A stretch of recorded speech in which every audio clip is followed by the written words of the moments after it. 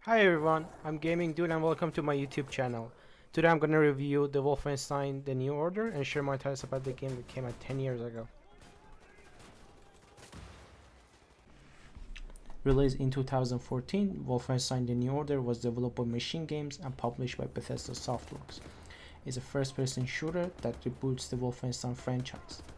The game is set in an alternate history, where the certain group in Germany won World War II.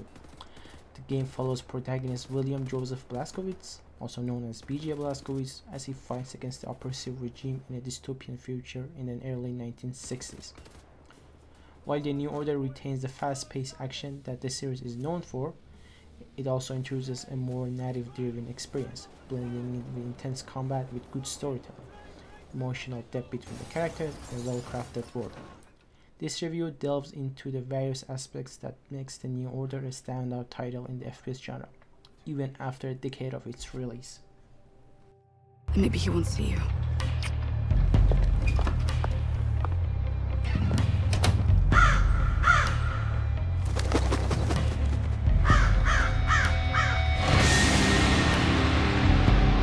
This is true of the Nazis. They're not lacking in vanity. At the heart, Wolfenstein The New Order is its alternate history narrative.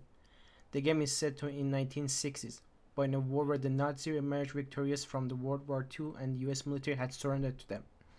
The grim reality is established in the game's prologue, where you are thrust into the final days of the war, battling through a Nazi fortress. However, Blazkowicz gets quickly injured and falls into a coma, waking up 14 years later to a war dominated by the Third Reich. Blazkowicz joins a small group of rebels to take down the Nazi regime. The narrative is deeply personal, focusing not only on the larger fight against fascism, but also on the Blazkowicz's own personal journey. His character is more than just a hardened soldier. He's haunted by the loss and suffering inflicted by the enemy, and his mission is driven as much by vengeance as by sense of duty. The game explores themes of trauma, loss, and the human cost of war, adding layers of complexity to what could have been a straightforward action game. The alternate history setting is richly detailed, presenting a world where the Nazi technology has advanced far beyond what was possible in real 1960s. The game's environment reflects this as well, from towering oppressive structures to the twisted remnants of cultures crushed under the Nazi boot. The attention to the detail in the world building is very impressive, with propaganda posters, architectures, and even music reflecting the regime's dominance. This world is just not a backdrop. It is integral to the story, immersing players in a chilling, plausible vision of what might have been.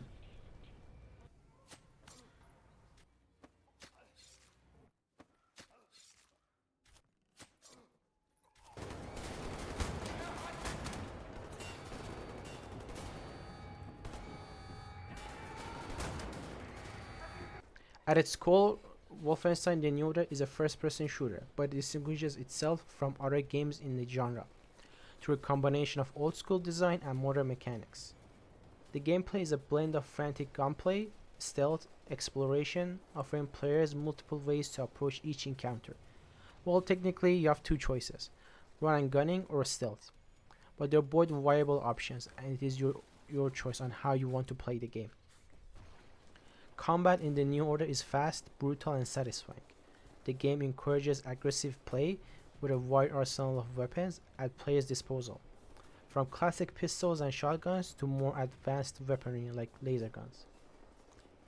Each weapon feels distinct, with a satisfying weight and punch that makes every firefight exhilarating. The dual wielding system, which allows players to wield two weapons simultaneously, adds another layer of mayhem, allowing you to mow down enemies in a hail of bullets. However, the New Order is just not about run and gunning. The game also offers a stealth option for those who prefer a more tactical approach. While not as deep as other dedicated stealth games like Hitman series, the stealth mechanics are competent enough, allowing players to silently take down enemies, disabling alarms, and avoid detection. This approach is often encouraged, as going guns and blazing can get overwhelming sometimes, and it might be a better choice on some encounters. The ability to choose between stealth and full-on assault values the game to be replayable, as players can tackle levels in different ways on a subsequent playthroughs. One of the game's standout features is its health and armor system. Unlike many modern shooters that rely on a regenerating health, the New Order uses a hybrid system where health partially regenerates up to a certain point, but then players must rely on health packs and armor pickups to fully recover. This old mechanic adds tension to encounters, as players can't simply just hide behind cover and wait to heal. They must actively seek out resources to survive. The level design in the New Order is another highlight of the game as well. The game avoids overly linear structure of many modern shooters, instead offering larger, more open environments that encourage exploration. Hidden secrets, collectibles, and alternate pathways also rewards players who take time to explore, adding depth to the experience. The game's pacing is also well crafted, in my opinion, with intense combat sequences interspersed with quieter moments of exploration and story development, creating balance and engaging flow. The game also has perk system rather than upgrade point system, unlike many other games, where you earn them by by doing different challenges, such as killing certain number of enemies behind a cover or using dual wielding system that rewards you with more ammo. The game rewards both full-on assault gameplay and also stealth gameplay. This system gives you a freedom on how do you want to approach each encounter based on you. Got the papers. Now what? We need to move fast. The Lunar Shuttle leaves tonight from the London Nautica. You will need your equipment up there, but you need to check it as luggage. Not allowed in the passenger cabin. You need to keep a low profile. You may need a shave and a haircut. You certainly need some sleep.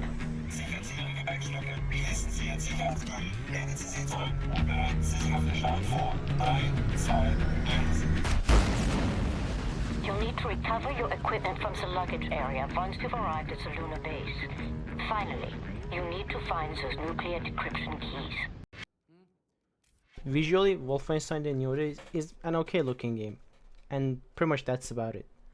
The game was released during the early days of PlayStation 4 and Xbox One generation, but there are also other games that came out the same year, such as Last of Us Remastered, Far Cry 4, Infamous Second Son, and Forza Horizon 2 that look arguably better. The game's graphics are powered by ID Tech 5, and the engine shows it's old tech that aged, and it is time to move on to a better engine, in my opinion, or just update it. Things like blend and blurry textures and old distance being a bit blurry may not impact the game that much, but shows that it's a 10-year-old game. However, with that being said, the game's art direction deserves a special mention, as it successfully captures the bleak, oppressive atmosphere of a world ruled by the Nazis. The contrast between the sterile, cold Nazi architecture and the remnant of the old world is striking. The game's use of color and lighting enhances the mood, whether in the bright, sunlit streets of a conquered Berlin or dimly lit corridors of a Nazi facility. The characters look decent enough for a 2014-year-old game. Impressive face impressions and detailed animations that bring the game's cast to life. BJ Blazkowicz in particular is rendered with care, his worn, battle-hardened appearance reflecting his years of fighting. The supporting characters are equally well crafted as well, each distinct looks that match their personalities, from the scared resistance fighters to the menacing Nazi officers. Sound design is the New Order's top-notch, playing a crucial role in building the game's atmosphere. The weapons sound powerful, even though they don't sound realistic, with each shot and explosion resonating with impact. The game's soundtrack, composed by Mick Gordon, who actually worked on Doom 2016 and Doom Eternal, blends heavy industrial tracks with more somber, emotional pieces that complement the game's tone. The music ramps up during the intense combat sequences, driving the action forward, while the quieter moments are underscored by haunting melodies that enhance the narrative's emotional weight.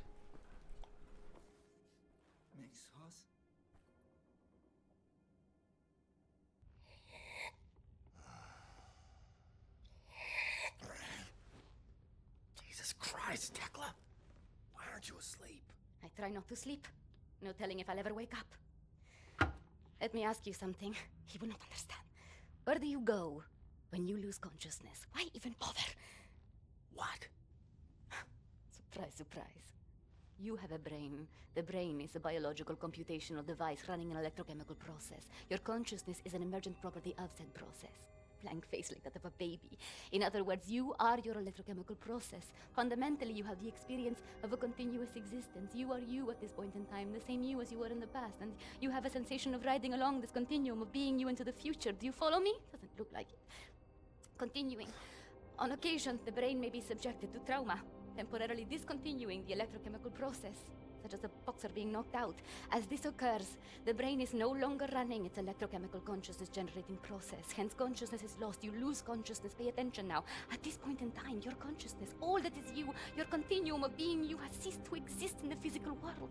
Now, moments later, the electrochemical process may start up again, allowing consciousness to emerge out of the information stored in the brain. But I wonder, where are you in the meantime? No, it's too stupid.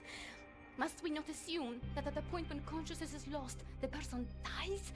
If a new consciousness appears or not in the same brain is entirely inconsequential to the dead consciousness. The new consciousness is simply a new person. Because it emerges from the same brain, it has access to all the memories and cognitive structures as a dead consciousness, so it thinks it is the same person, but in actuality, it is just an imposter, inheriting the body and brain from the previous, now dead inhabitants. Yes, like talking to a child. What about the soul? Soul. I knew he was stupid. There's no such thing as a soul. We are machines of biology, nothing more, nothing less. Idiot! The soul, simply a pointless concept dreamt up by priests and fairy tale men. You're an anomaly, you. An outlier. Useless. A laughing anus is what you are.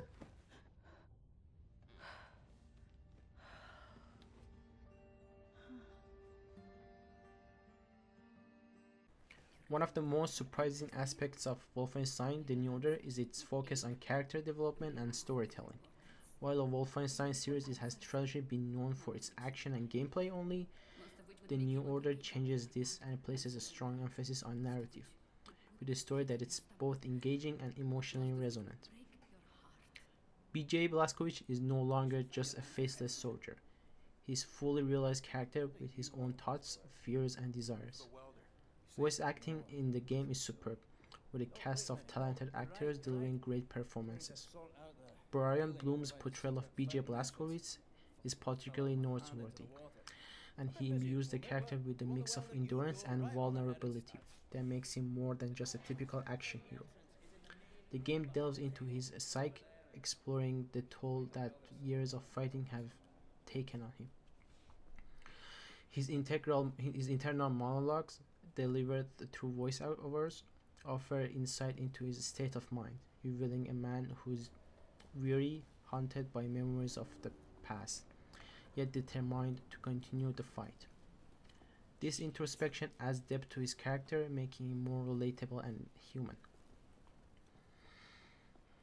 The supporting characters are equally well developed, each with their own backstories and motivation. For example, Anya Oliva, voice acted by Alicia Bachelda, sorry for mispronouncing her name, represents hope and faith in the world where destruction, chaos, imprisonment rule first, and she is to somewhat the opposite of BJ Blazkowicz when he loses faith and hope.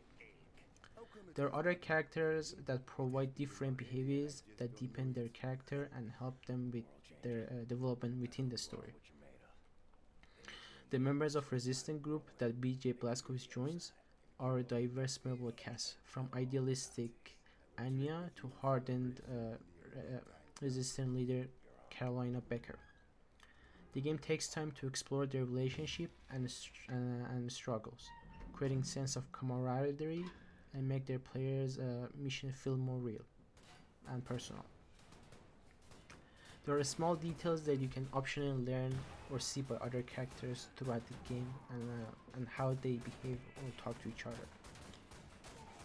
For example, when Blazkowicz meets Klaus, one of the rebel characters, in the hideout for the first time, he attempts to kill him due to Klaus having a Nazi tattoo, and he immediately learns that he is no longer part of the group. Once the first cutscene is over, you can go over to his room and have a conversation with him to apologize for what you did earlier. The villains in the New Order are also well crafted, with sadistic and General Willem Deathshead Strass standing out as a memorable antagonist.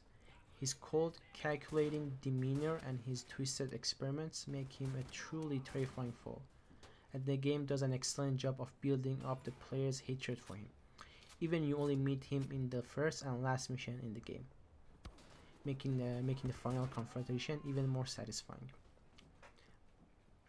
The story itself is a mix of action, drama, even sometimes dark humor. The game doesn't shy away from exploring the horrors of the Nazi regime, but it also finds time for quieter or introspective moments. These narrative beats are well paced, never feeling intrusive or out of place. The writing is strong, with sharp dialogue and a story that keeps players engaged from start to finish. Overall, it is a great game and it is worth your time to experience it, in my opinion. Machine Games also did a great job of rebooting this franchise and changes they made to the game. Thank you for watching my video, and please share your opinion in the comments below, and don't forget to like and subscribe. Have a good one, everybody.